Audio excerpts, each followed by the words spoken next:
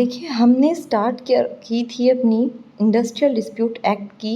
Series को, और आज हम जो एक नया टॉपिक शुरू कर रहे हैं डेफिनेशन पार्ट से, हम कर रहे हैं इंडस्ट्रियल डिस्प्यूट को। लास्ट वीडियो में मैंने इसका हिस्टोरिकल बैकग्राउंड आपको बता दिया था। इंडस्ट्रियल डिस्प्यूट एक्ट से पहले कौन सा एक्ट एग्जिस्ट करता था इंडस्ट्रीज़ के डिस्प्यूट्स को रिजॉल्व कराने के लिए, डिस्प्यूट क्या होता है एक्चुअल में, इंडस्ट्रीज से रिलेटेड जो डिस्प्यूट होता है किसके बीच में होता है, वो सारी चीज़ें हम कर चुके हैं। अगर आपने वीडियो नहीं देखी है तो प्लेलिस्ट इसकी है आपके पास, पहले वो वाली देखो, उसके बाद ही आप नेक्स्ट पे मूव करना, क्योंकि तभी समझ आएगा पूरी की पूरी जो भी एक पूरा डिस्कशन है हमारा। ठीक है, अब देखिए इंडस्ट्रियल डिस्प्यूट का मतलब क्या होता है। फर्स्ट ऑफ ऑल इसकी डेफिनेशन सेक्शन 2K में दी गई है। And industrial dispute means any dispute. अब इंडस्ट्री है तो इंडस्ट्री के ही डिस्प्यूट के बारे में बात कर रहे हैं हम, तो any dispute between the employer and employer, employ and employee, and employer and employ, इनके बीच में जब डिस्प्यूट्स होता है, चाहे वो एम्प्लॉयर के बीच में हो रहा हो, चाहे वो एम्प्लॉयर या एम्प्लॉई के बीच में हो रहा हो, चाहे दोनों एम्प्लॉयज़ के बीच में कोई भी डिस्प्यूट हो रहा है इंडस्ट्री के अंदर, विच इज़ कनेक्टेड टू, जो किस चीज़ से कनेक्टेड है, या तो एम्प्लॉयमेंट से, या फिर अनएम्प्लॉयमेंट से, या तो फिर condition of employment of labour, यानी कि आपको अगर कंडीशन कैसी हो जाएगी एम्प्लॉयमेंट या लेबर की, लाइक अगर कोई आपको पता है कोई हीट वाली इंडस्ट्री है तो उसमें आपको एग्जॉस्ट होने चाहिए, आपको इतनी ज़्यादा गर्मी है, आपको सफिशिएंट आपको एक वेजेस नहीं मिल रहे हैं, आपकी कंडीशन इतनी बुरी है कि लेबर्स काम ही नहीं कर पा रही है ढंग में, ठीक है ना, आपके पास मशीन्स नहीं है, जो एम्प्लॉयमेंट या अनएम्प्लॉयमेंट की बात हो जाएगी कि जो स्किलफुल है उनको चांस ही नहीं मिल रहा है अपनी स्किल्स दिखाने का, ठीक है ना। तो ये सारी चीज़ों को लेकर अगर कोई डिस्प्यूट्स अराइज हो रहे हैं पेमेंट से लेकर टाइम वर्क से रिलेटेड, जो हम पहले भी पढ़ चुके हैं, वो क्या होगी, वो सारा का सारा जो डिस्प्यूट्स होगा एम्प्लॉयमेंट नॉन एम्प्लॉयमेंट या कंडीशंस को लेकर, whether they belongs to the wages, whether they belongs to the time work and all, तो वो क्या होगा, सारा का सारा इंडस्ट्रियल डिस्प्यूट के अंदर आएगा। क्लियर है। अब देखो नेक्स्ट डेफिनेशन आती है, जो हम इंडस्ट्री कर रहे हैं, तो इंडस्ट्री होती क्या है। तो इंडस्ट्री की डेफिनेशन उन्होंने दो कंसेप्ट में दी हुई है, एक तो एम्प्लॉयर के बेस पर, एक दी गई है ना उन्होंने एम्प्लॉय के बेस पर। तो देखो सबसे पहले डेफिनेशन इंडस्ट्री की 2J में दी गई है, ये ध्यान रखने वाली बात है, ठीक है ना। तो industry means any calling business, कोई भी अंडरटेकिंग या फिर एनी मैन्युफैक्चर और एनी ट्रेड, किसका, एम्प्लॉयर्स का, कोई भी अगर एम्प्लॉयर्स का कॉलिंग होगी, बिजनेस होगी, अंडरटेकिंग, मैन्युफैक्चर या फिर कोई भी ट्रेड जो होगा, वो आपकी इंडस्ट्री कहलाई जाएगी एम्प्लॉय के बेस पे, एम्प्लॉयर के बेस पे। और वहीं पर अगर आप इंक्लूड करो वर्कमैन का कोई भी कॉलिंग, वर्कमैन की या लेबर की कोई भी सर्विस, उसका कोई भी एम्प्लॉयमेंट, उसकी कोई भी हैंडीक्राफ्ट, उसकी कोई भी इंडस्ट्रियल ऑक्यूपेशन है किसी भी लेबर का, वर्कमैन का, इंडस्ट्री से रिलेटेड, तो वो, या फिर उसका कोई भी एवोकेशन होगा, तो वो सारा कवर होगा किसमें, इंडस्ट्री में। लेकिन जब भी कोई चीज़ आती है,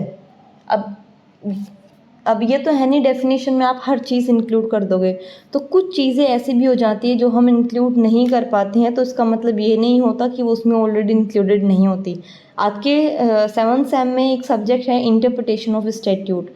बहुत इंपॉर्टेंट है बेसिकली किसी भी चीज़ के एग्जिस्टेंस को प्रूव करने के लिए कि क्या वो उसमें इंक्लूड होती है नहीं होती, उस चीज़ के लिए भी इम्पोर्टेंट है, तो उसको भी थोड़ा ध्यान से पढ़ना। और वहीं से क्या होगा, एक केस हमारे पास आया था, बहुत इंपॉर्टेंट है अगर आप एग्ज़ाम में आंसर लिख रहे हो इंडस्ट्री से रिलेटेड, क्योंकि 4 नंबर में या 10 नंबर में पूछ लेता है what do you mean by industry with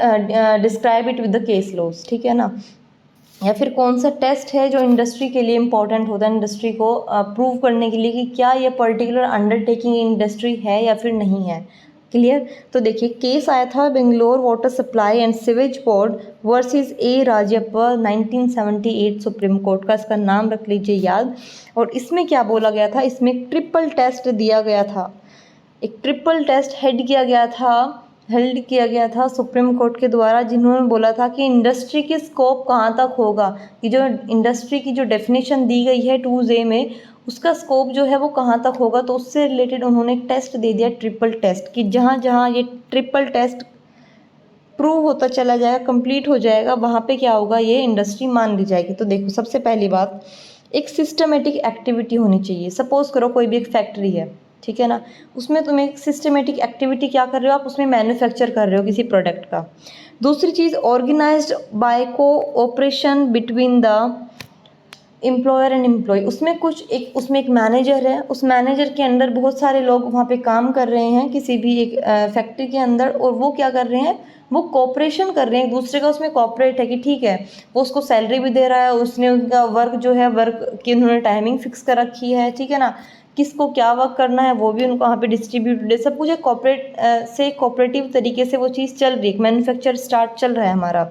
तीसरा आ जाता है production and distribution of goods and services. अब सपोज करो उसमें आपके बैग्स बन रहे हैं, तो उस बैग्स का मैन्युफैक्चर भी हो रहा है, उसका प्रोडक्शन भी हो रहा है, प्लस उसको डिस्ट्रीब्यूट भी किया जा रहा है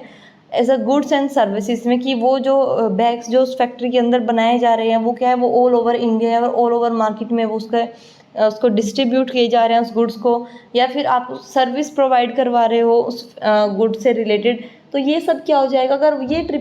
एक टेस्ट है, अगर ये तीनों चीज़ें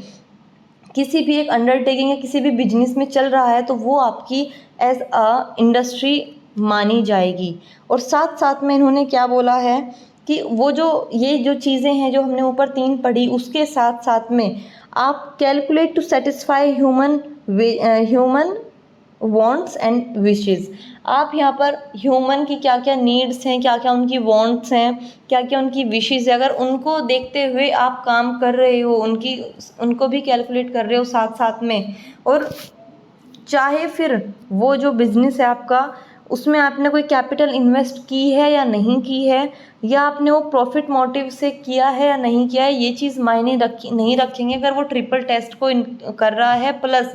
आपने जो बैग्स आप बना रहे हो वो ऐसे हैं कि हाँ ह्यूमंस को उनकी ज़रूरत है, ये एक एडिशनल एक नया तरीके का बैग हमने बनाया जिससे बहुत सारी एक तरीके से सिक्योरिटीज़ लगी हुई हैं, तो वो सारी क्या हो जाएंगी आपकी ट्रिपल टेस्ट अगर आपने किया है पूरा का पूरा सेटिस्फाई, तो वो आपकी इंडस्ट्री मानी जाएगी। चाहे उसमें आपने कैपिटल इन्वेस्ट किया है, कैपिटल मीन्स मनी, एक तरीके से आपने उसमें मनी इन्वेस्ट किया है या नहीं किया है कोई मायने नहीं रखता, आपका प्रॉफिट मोटिव है या नहीं है वो भी मायने नहीं रखता, लेकिन अगर आपने ट्रिपल टेस्ट आपने सेटिस्फाई किया है तो वो आपकी इंडस्ट्री मानी जाएगी। तो ये एक बेसिकली छोटा सा टॉपिक था आपका इंडस्ट्री से रिलेटेड, इंडस्ट्रियल डिस्प्यूट। और इंडस्ट्री क्या होती है, बहुत ही इंपॉर्टेंट डेफिनेशंस हैं, दोनों 4-4 नंबर में मोस्टली पूछी जाती हैं, तो इनको बहुत ध्यान से करो। चैनल को अभी तक सब्सक्राइब या लाइक नहीं की है वीडियोस तो सब्सक्राइब करो, शेयर करो अपने दोस्तों के साथ में, ठीक है ना। और ऐसी नई नई वीडियोस के लिए मेरे साथ बने रहिए। नेक्स्ट जो हम लेक्चर करेंगे वो हम एक इम्पॉर्टेंट चीज़ लेके चलेंगे यहाँ पे, एक नई डेफिनेशन को जिसको हम बोलते हैं वेजेस, तो वो भी इम्पॉर्टेंट है। तो चलिए नेक्स्ट वीडियो में मिलते हैं। Thank you so much.